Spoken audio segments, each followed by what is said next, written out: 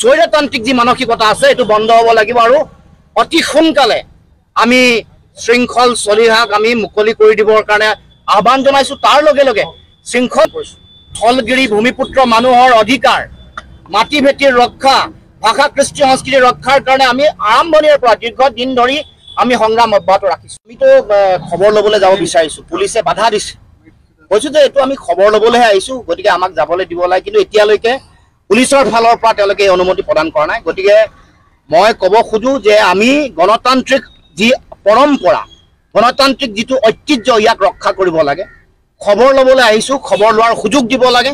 আৰু মই ভিতৰত সোমাই থকা যিসকল পুলিচৰ বিষয়া আছে তেওঁলোকক আহ্বান জনাইছো যে আমাক ভিতৰলৈ যোৱাৰ অনুমতি প্ৰদান কৰিব লাগে। এতিয়ালৈকে দিয়া নাই, কিন্তু প্ৰথম কথাটো হ'ল গণতান্ত্ৰিক আন্দোলন আৰু গণতান্ত্ৰিক অধিকাৰ এটা মষিমূৰ কৰিবৰ কাৰণে বিজেপি দলে, বিজেপি চৰকাৰে আৰম্ভণিৰে পৰা চৰকাৰ গঠন কৰাৰ পৰা তেওঁলোকে কাম কাজ কৰি আহিছে।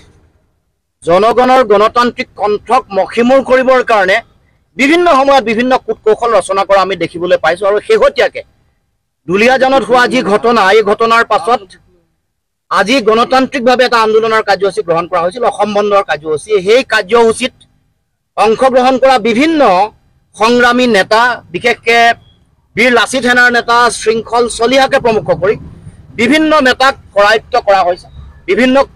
বিভিন্ন অঞ্চলত কেৱল মাত্ৰ দুলীয়াজানতে নহয়, অসমৰ বিভিন্ন প্ৰান্তৰ পৰা আহি থকা বিভিন্ন নেতা কৰ্মকৰ্তাক এনেকৈ কৰায়ত্ব কৰি চৰকাৰে তেওঁলোকৰ স্বৈৰতান্ত্ৰিক যিটো চৰিত্ৰ, গণতান্ত্ৰিক আন্দোলনৰ বিৰোধী যিটো তেওঁলোকৰ চৰিত্ৰ, সেইটো চৰিত্ৰ তেওঁলোকে উদঙাই দেখাইছে।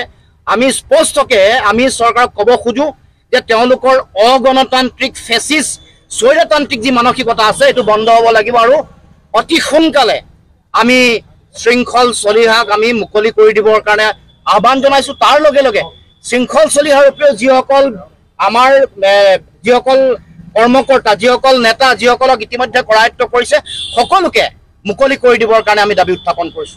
থলগিৰি ভূমিপুত্ৰ মানুহৰ অধিকাৰ, মাটি ভেটিৰ ৰক্ষা, ভাষা কৃষ্টি সংস্কৃতি ৰক্ষাৰ কাৰণে আমি আৰম্ভণিৰ পৰা দীৰ্ঘদিন ধৰি আমি সংগ্ৰাম অব্যাহত ৰাখিছো। আৰু সেইকাৰণে অসম চুক্তিৰ 6 নম্বৰ দফাৰ আধাৰত আমি যি প্ৰতিবেদন প্ৰস্তুত কৰিছিলো, সেই প্ৰতিবেদনত ৰাজনৈতিক অধিকাৰ সুৰক্ষিত কৰা, মাটি ভেটি ৰক্ষা কৰা, সম্পদৰ ওপৰত অধিকাৰ ৰক্ষা কৰা, থলুৱা ব্যৱসায় বাণিজ্য সকলো ৰক্ষা কৰাৰ কাৰণে সুৰক্ষিত ভৱিষ্যতৰ কাৰণে তাত বিধি আছে। কিন্তু আমি দেখিছো যে কেন্দ্ৰীয় চৰকাৰে বা ৰাজ্য চৰকাৰে এই প্ৰতিবেদনখন কাৰ্যকৰী কৰিবৰ কাৰণে ব্যৱস্থা গ্ৰহণ কৰা নাই। গতিকে আজিও আমি পুনৰ ক'ব খুজিছো, আমাৰ অধিকাৰ ৰক্ষা কৰিবৰ কাৰণে বা অসমৰ খিলঞ্জীয়া থলগিৰি ভূমিপুত্ৰ মানুহৰ অধিকাৰ ৰক্ষা কৰিবৰ কাৰণে চৰকাৰে যিটো গণতান্ত্ৰিক আৰু জাতীয় দায়িত্ব আছে, এই দায়িত্ব পালন কৰিবই লাগিব। আৰু এই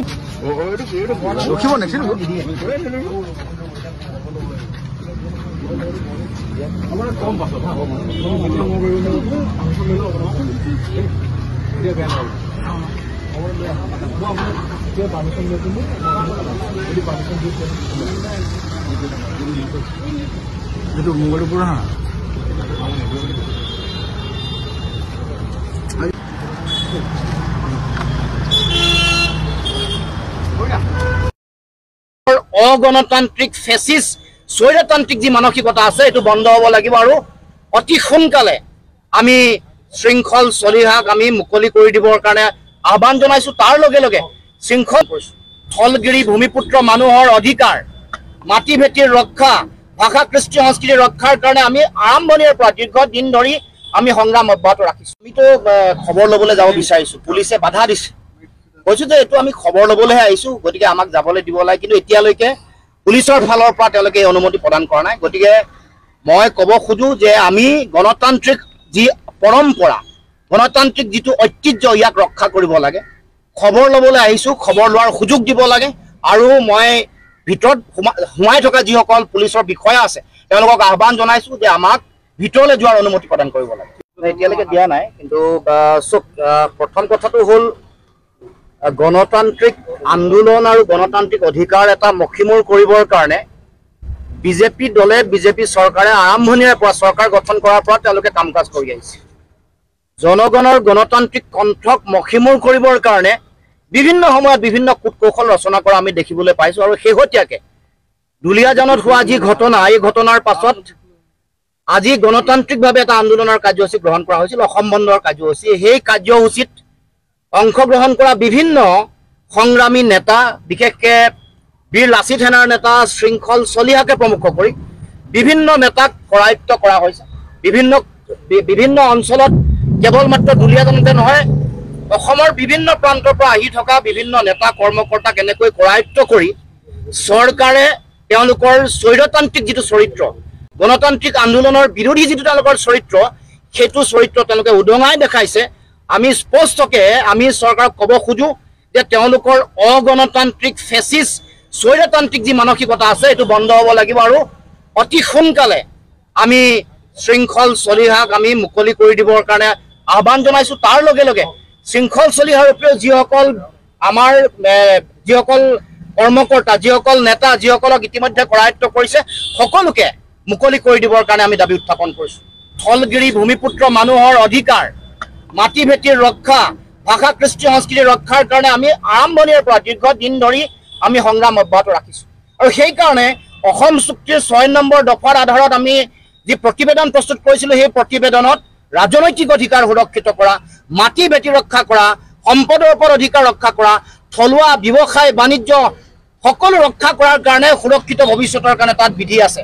কিন্তু আমি দেখিছোঁ যে কেন্দ্ৰীয় চৰকাৰে বা ৰাজ্য চৰকাৰে এই প্ৰতিবেদনখন কাৰ্যকৰী কৰিবৰ কাৰণে ব্যৱস্থা গ্ৰহণ কৰা নাই। গতিকে আজিও আমি পুনৰ ক'ব খুজিছোঁ, আমাৰ অধিকাৰ ৰক্ষা কৰিবৰ কাৰণে বা অসমৰ খিলঞ্জীয়া থলগিৰি ভূমিপুত্ৰ মানুহৰ অধিকাৰ ৰক্ষা কৰিবৰ কাৰণে চৰকাৰে যিটো গণতান্ত্ৰিক আৰু জাতীয় দায়িত্ব আছে, এই দায়িত্ব পালন কৰিবই লাগিব। আৰু এই